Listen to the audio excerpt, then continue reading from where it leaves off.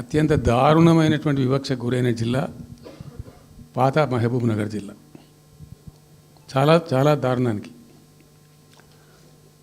Reason ఏంటంటే వనరులు లేక కాదు, వసతులు లేక కాదు. కృష్ణానది ప్రవేశిస్తదే మహబూబ్ నగర్ జిల్లాలో. సరే, ఇప్పుడున్న తెలంగాణ, అప్పుడు ఉన్న ఆంధ్రప్రదేశ్ మొత్తం చూస్తే కూడా 300 and above కిలోమీటర్స్ కృష్ణానది పారుతుంది కూడా మహబూబ్ నగర్ జిల్లాలో. 308 కిలోమీటర్లు పారుతుంది, 308 కిలోమీటర్స్ పారుతుంది. ఇది 2 రాష్ట్రాలు కలిపి లెక్క చూస్తే కూడా. అయినా కూడా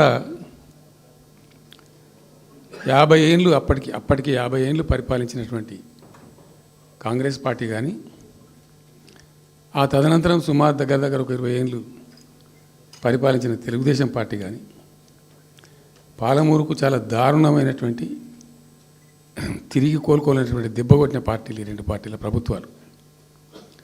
ఇది లోకమందరికి తెలుసు.